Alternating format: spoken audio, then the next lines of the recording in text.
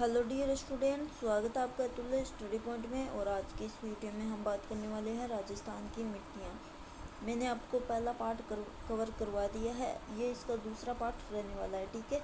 और आज की इस वीडियो में हम जो बचे कुछ टॉपिक हैं वो आज के इस वीडियो में हम कवर कर लेंगे, ठीक है। तो हमारा फर्स्ट क्वेश्चन जो हम पढ़ रहे थे मिट्टी के प्रकार, तो इसका दूसरा भूरी रेतीली मिट्टी, जिसको सिरोजा मिट्टी भी कहते हैं। इसका निर्माण ग्रेनाइट बालुआ पत्थर की चट्टानों से टूटने फूटने से हुआ, ठीक है।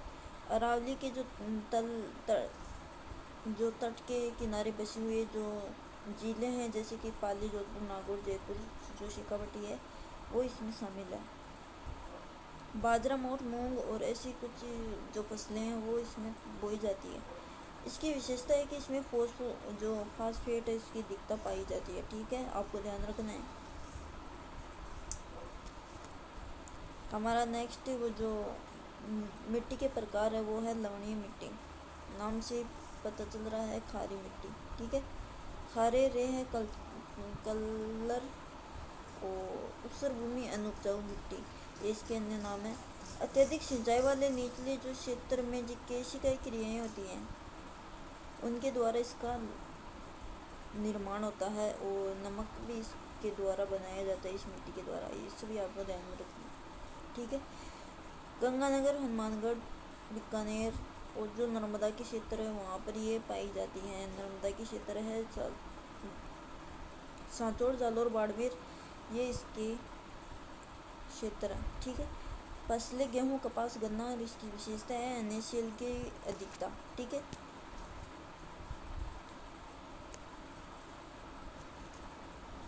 नेक्स्ट मिट्टी है जलोढ़ मिट्टी। इसको कछारी मिट्टी भी कहते हैं, दोमट मिट्टी भी कहते हैं, और डेलवारी मिट्टी भी कहते हैं, ठीक है। और खादर नवीन बांगर जो पुरानी मिट्टी है, ये दोनों मिट्टी इसमें, ठीक है। निर्माण नदियों द्वारा, जो अवसादी चट्टानें हैं, जो मान लीजिए ये नदी है और ये नदी आती है, मिट्टी अपने साथ लेकर आती है, तब ये वहाँ पर जो मिट्टी का जमाव होता है ना, उसको बोलते हैं जलोढ़ मिट्टी, ठीक है। अलवर, भरतपुर, करौली जो धौलपुर, सवाईमाधोपुर में ये पाई जाती है। इसमें सरसों, गेहूँ, जो चना, कपास का जो फसलें हैं वो इसमें अत्यधिक की जाती है। विशेषता है कि इसमें सर्वाधिक उपजाऊपन है और भारत में सर्वाधिक विस्तृत क्षेत्र में ये पाई जाती है। इसमें पोटाश की अधिकता पाई जाती है, ये आपको ध्यान में रखना है। और ये कृषि के लिए प्रयुक्त भूमि भी मानी जाती है, ये भी पॉइंट आपको याद रखना है। दूसरी मिट्टी है काली मिट्टी। देखो ये है राजस्थान, ये जो कोटा बुंदी बारा झालवाड़ में है, यहाँ पर ये पाई जाती है काली मिट्टी। कपासी मिट्टी, रेगल मिट्टी या स्वतः जुताई मिट्टी इसको कहते हैं। ज्वालामुखी द्वारा इसका निर्माण होता है, ज्वालामुखी लावा मिट्टी इसको कहते हैं, क्योंकि ज्वालामुखी से इसका निर्माण होता है। बेसाल्ट चट्टानों की अपेक्षा से इसका निर्माण माना जाता है। हाड़ौती का क्षेत्र, कोटाबंदी बारा झालावाड़। कपास, और इसमें जो कपास के जो मसाले होते हैं, मसाले मतलब राई और जो जीरा होता है, सब्जी में जो मसाले डाले जाते हैं वो इसमें उगाया जाता है। विशेषता है कि बारीक कणों की दिखता होती हैं। सर्वाधिक जल ग्रहण क्षमता का जो जल ग्रहण क्षमता है वो अधिक पाई जाती है। लोहा, एल्यूमिनियम, चूना की दिखता पाई जाती है, इसलिए इसमें जो मसाले हुए सोयाबीन, कपास ये उगाए जाते हैं। लाल चिकनी मिट्टी या लाल लोमी मिट्टी, कायांतरित चट्टानों से इसका निर्माण होता है, और बांसवाड़ा, डूंगरपुर, प्रतापगढ़, चित्तौड़गढ़ दक्षिण भाग में ये पाई जाती हैं। ये राजस्थान, यहाँ पर ये पाई जाती हैं। लोहे ऑक्साइड की अधिकता के कारण इसका लाल रंग होता है, ठीक है। दूसरी है लाल काली मिट्टी। लाल भी होती है और काली भी मिट्टी होती है, ठीक है। निर्माण कायांतरित व बेसाल्ट चट्टानों के अपेक्षा से होता है। प्रतापगढ़, भीलवाड़ा में ये पाई जाती है। अफीम, कपास, मक्का की इसमें कैसी जो फसलें हैं वो की जाती हैं। नेक्स्ट है लाल पीली मिट्टी। बनास बेसिन जो करौली वाले क्षेत्र वहाँ पर ये पाई जाती है। मूंगफली, ज्वार का इसमें कृषि उत्पादन किया जाता है। अब हम समझेंगे अपरदन की प्रक्रिया, मिट्टी की समस्याएं और समाधान। मिट्टी की कौन कौन सी जो हानिकारक इसमें है वो हम पढ़ेंगे। सबसे पहले है अपरदन। अपरदन क्या होता है? इसका अर्थ है मिट्टी की ऊपरी सतह परत का हटना। वनों की कटाई। तो मान लो ये है कोई नदी, ये आ रही है यहाँ पे और मिट्टी अपने साथ भी लेकर आई है, तो मृदा का अपरदन हो रहा है ना। मृदा एक स्थान से दूसरे स्थान पर आ रही है ना, इसी को हम मृदा अपरदन कहते हैं। मिट्टी की ऊपरी परत का जो परत है उसका हटना, ये जो मृदा अपरदन है इसके होने के क्या कारण है? वनों की सबसे ज़्यादा कटाई हो रही है, पशुचारण हो रहा है, जिससे जो घास होता है वो हट जा रहा है, मिट्टी उड़ कर या जल के द्वारा एक स्थान से दूसरे स्थान पर जा रही है। अवैज्ञानिक कृषि खनन, जो अवैज्ञानिक तकनीकी होती है, अब जो किसान होता है वो अपने मन मर्जी से हर किसी जो प्रक्रिया है उसके हिसाब से अपनी कृषि करता है, इसलिए मृदा अपरदन हो रहा है। खनन की क्रिया है, मिट्टी खो देते हैं, खनन की तलाश में मिट्टी खोदते हैं, मिट्टी हटती जाती है, इसी को खनन की प्रक्रिया कहते हैं। ठीक है। कारक है हवा, जल, नदी।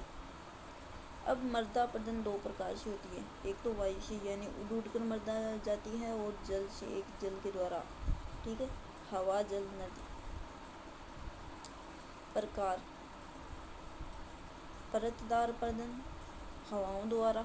सर्वाधिक राजस्थान के जैसलमेर में, क्योंकि राजस्थान का जो जैसलमेर जिला है वहाँ पर सबसे ज़्यादा जो मरुस्थलीय मिट्टी है वो पाई जाती है। और चादरी अपरदन, सिरोही राजसमंद में ये जल द्वारा, जो ये माही बेसिन जो क्षेत्र है, और अवनालिका अपरदन, ये चंबल बेसिन नदी है। कोटा से बाग वाला जो हाड़ौती का क्षेत्र है वही इसमें शामिल है। ठीक है। अब कुछ नोट लगा के लिख लेना। राजस्थान में अपरदन का मुख्य कारण है हवा। भारत व विश्व में जल। भारत व विश्व में जो मृदा अपरदन होती है वो जल के द्वारा होती है, लेकिन राजस्थान में हवाओं द्वारा मृदा का अपरदन हो रहा है। इसके उपचार क्या है? वृक्षारोपण कम करना, वृक्षारोपण सबसे अधिक करना। जब पेड़ पौधे होंगे तब बारिश होगी, घास फूस होंगे और अपरदन की प्रक्रिया कम होगी। वृक्षारोपण करना, चारागाहों का विस्तार करना, मेड़बंदी, वैज्ञानिक खनन करना। अपना मृदा की रेंगती हुई मृदा को किसान की मौत किसको कहा जाता है? किसको कहा जाता है? चादरी अपरदन को। ठीक है। अब है सेम की समस्या। क्या है सेम की समस्या? सेम या जलाक्रांत। अर्थ मिट्टी का दलदली होना। जब जल आता है तब मिट्टी के ऊपर बहुत सारे जो मिट्टी है वो दलदली हो जाती है, उसी को सेम कहते हैं। ठीक है। कारण क्या है? अत्यधिक सिंचाई होना, जल रिसाव होना, नदी के द्वारा जो जल सिंचाव होता है वही। हनुमानगढ़ में सबसे ज़्यादा होता है, गंगानगर में। उपचार क्या है? सभ्यता का जो वृक्ष आता है वो इसको लगाएं तो इसमें कुछ कम होने की संभावना। अब है लवणीयता, खारापन। शुष्क व अत्यधिक सिंचाई में केशिका द्वारा लवणों का सतह पर आना। प्रभावित क्षेत्र हनुमानगढ़, गंगानगर, बीकानेर, जैसलमेर। और उपचार है उर्वरक को कम करना, जिप्सम का प्रयोग करना, निक्षलन विधि द्वारा कृषि करना। अब है क्षारीयता। अर्थ मिट्टी का पीएच मान 8 से अधिक होता है। ठीक है। कारण रासायनिक उर्वरकों, कीटनाशक का अतिरिक्त प्रयोग। उपचार ग्वार व ढेंचा की हरी खाद का प्रयोग। मृदा जो अवकर्षण है वो मृदा अवकर्षण से आप क्या समझते हैं? आपसे पूछ लें तो जो मिट्टी के भौतिक, रासायनिक, जैविक कणों का ह्रास। ठीक है। भौतिक यानी जो भौतिक कण क्या होते हैं? जो भूमि पर पाए जाते हैं। रासायनिक जो विज्ञान से होते हैं, जैसे कि घास फूस। जैविक जैसे कि कोई बकरी वो मर जाती है, उसके जो कण होते हैं वही, ठीक है, उनका कारण है रासायनिक खाद्यों का अत्यधिक प्रयोग, जैविक खाद्यों का प्रयोग, ठीक है। ये हो गया हमारा मिट्टी वाला टॉपिक, दी एंड। तो फ्रेंड्स ये थी हमारी एक और क्लास। आई होप आपको वीडियो अच्छा लगा होगा। अगर वीडियो ज़रा सा भी अच्छा लगा हो तो लाइक शेयर सब्सक्राइब कर देना, और मिलते हैं नेक्स्ट टॉपिक में। तब तक के लिए जय हिंद, जय भारत, धन्यवाद।